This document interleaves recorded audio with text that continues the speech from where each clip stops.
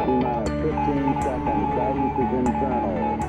12, 11, 10, 9. Ignition sequence start.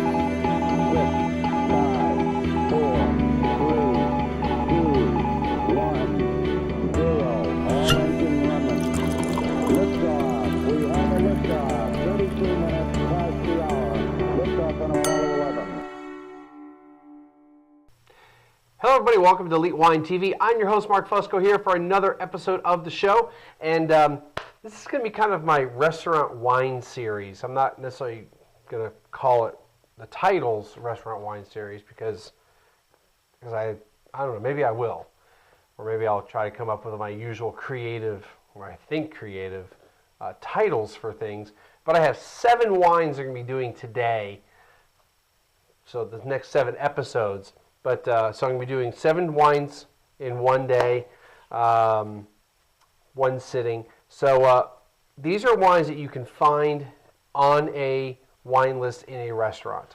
Wide variety, everything from lower price wines to higher price wines. Nothing too expensive.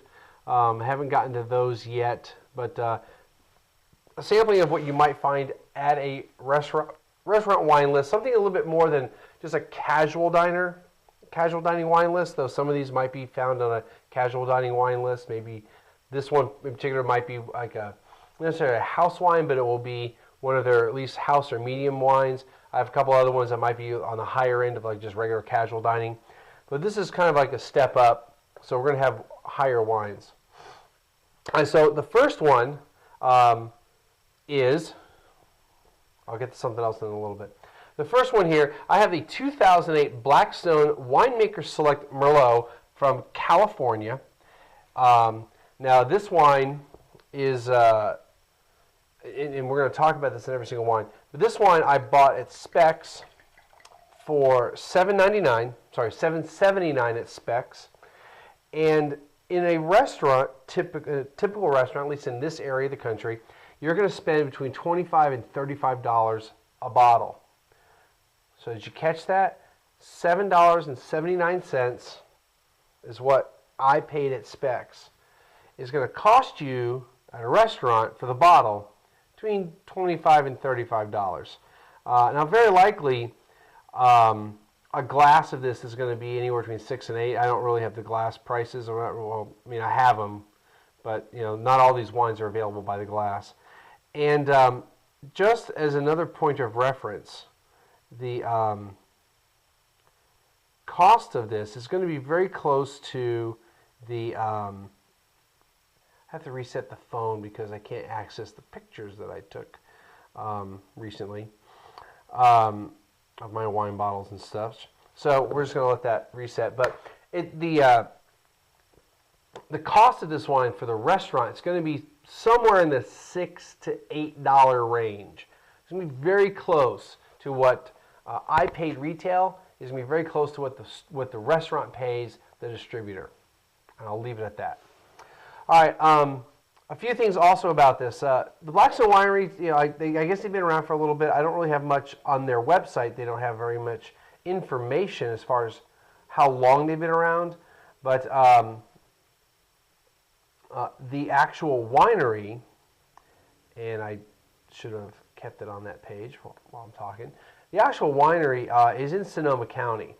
So, but that doesn't mean that the grapes came from Sonoma County.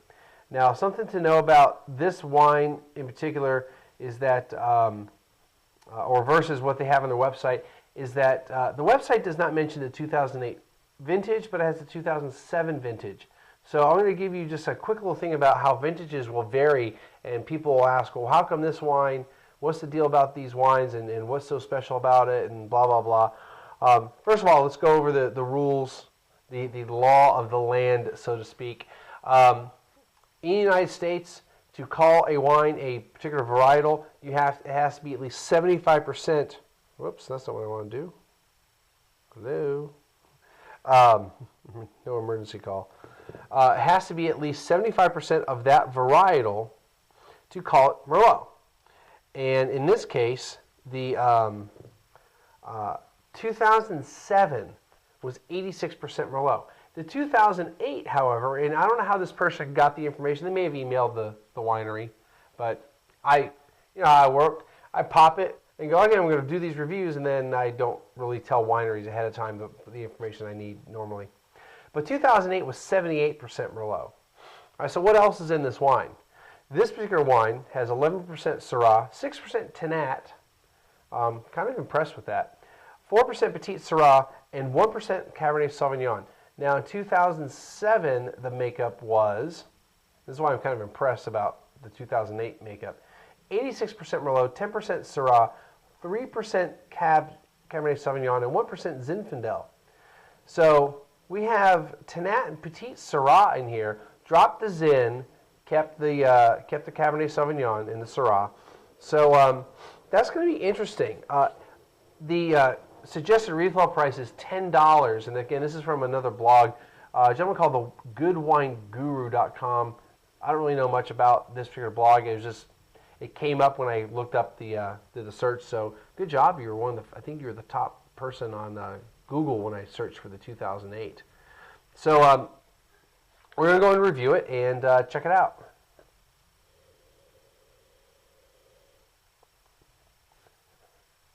I like the nose on it. I mean, it's an $8 bottle of wine.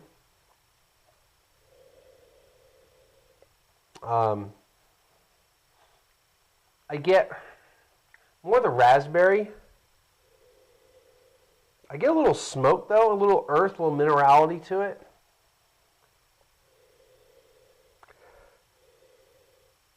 I don't consider it really a very fruit-forward wine. I am getting a bit of heat, so I'm getting a bit of the alcohol. It's not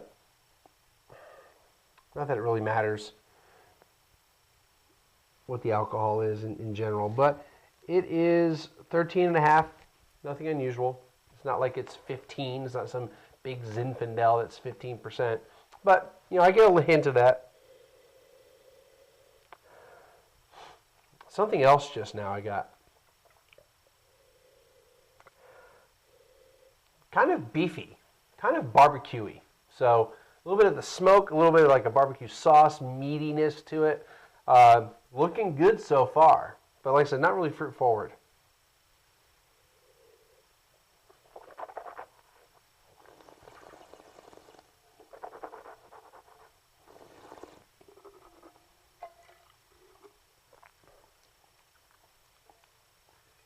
Again, I still get, it's, okay, another thing, the order of the wines I'm doing they're going to be light-bodied to full-bodied. This is somewhat light-bodied. I mean, it's not really light.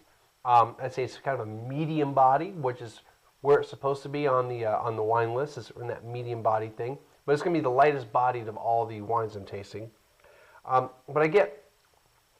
I don't get a lot of fruit on it.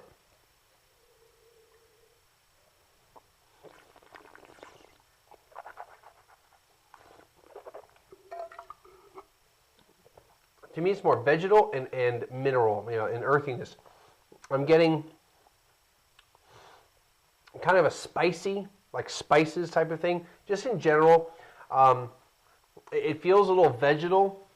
It's not like I'm getting like, those massive jalapenos and green peppers, but I get that kind of feel.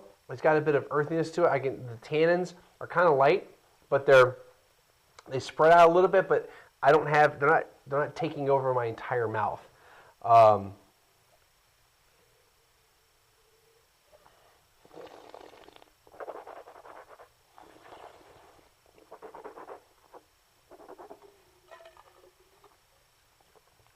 I'm getting more of the peppers now that I really swirled around the mouth.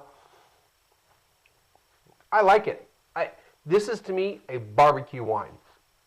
You compare it with steak, but if I was having ribs, if I was having anything with a barbecue sauce on it, this would be just a nice wine just to put with it. It's casual wine.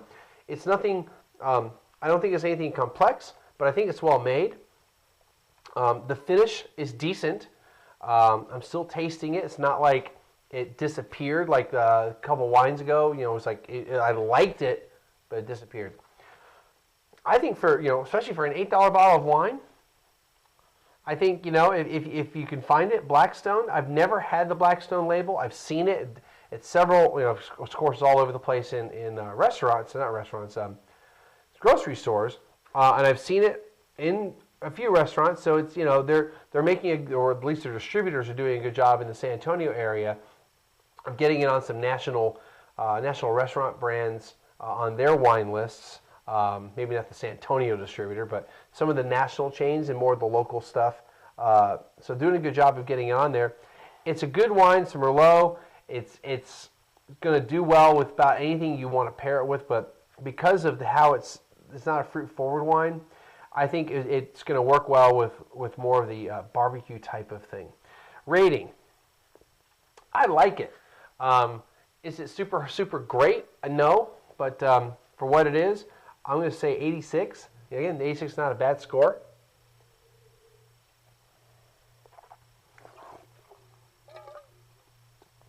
Yeah, 86. I like it. I like it a lot. It's pretty good. All right, so contest winner. Oh, I forgot to look this. Get that set up. Contest winner.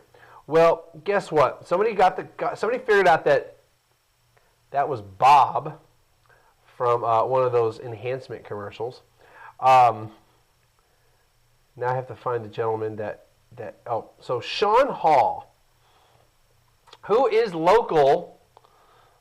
Props to San Antonio peeps. Sean, I'm going to be sending you a thing of stickers. I think if you do that today or tomorrow, head to the post office. I had a post office box now. Really just so that, I know I'm everywhere and everybody knows who I am, but I don't need my return address on that stuff. So I got a P.O. box so I can be even a little bit more legit on things. But Sean, I'm going to be sending you those stickers. I better see some pictures and as to where you put them up. I hadn't thought of what the contest is going to be this time. Plus, I need to get more stickers. I have a couple more sheets. Not like there's only a sheet of stickers. I hadn't really thought about what my contest is going to be. So yeah. This is Wednesday's show. This is today's show. Tomorrow, I'll be live on Ustream doing some Finger Lake Winery Rieslings, Finger Lakes region of New York.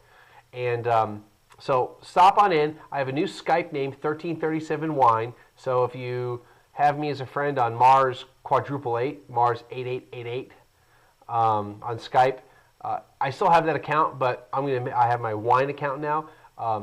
Leet Wine, L-E-E-T Wine is the Ustream account. I'll post it somewhere. I'll have it on here. But 6 p.m. Central Time, 7 p.m. Eastern, I'll be live on Ustream. And I also have the Skype working if you want to dial in. And if you're tasting any of the Finger Lake Rieslings, join us.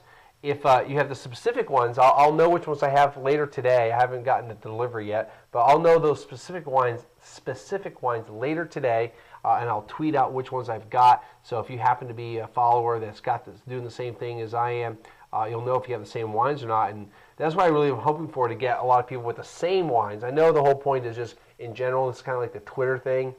But I really like it to have it, and that's one of my goals, is to get some of the other people like MM Wine, Lindevers, people like that, maybe Rick Bacchus, to get some of these wine bloggers, Ben Simons, to get some of you guys together and do the same exact wine. I got Sam out in Australia looking maybe do some Kendall Jackson, Zinfandel I think it is. And that'd be kind of cool, is I'll be doing at 3 in the morning, and he'll be doing it at 3 in the afternoon. So we're looking to do the same wines, kind of like I do the Skype interviews with winemakers. By the way, if you're a winemaker, let me know. I had somebody email me the other day. His wines are his one wine is $90 a bottle. I kind of said, that's probably not my target audience. I'd be more than happy to do it, but I didn't want him to think that my target audience was people for his wine. That's the other thing. If your wine's not a good fit for the show, don't send it. I'll take it. I'll drink a $300 bottle of wine. If you want to send me, if you want to send me some wine, we'll do a Skype thing. A few $100 bottle of wine, $1,000 bottle of wine, I'll do it. but my target audience is not the type of audience that you're probably looking for. So as a marketing thing, it'd be a waste. All right, that's going to do it for this show because I kind of went a little overboard on time, and we'll see everybody again next time.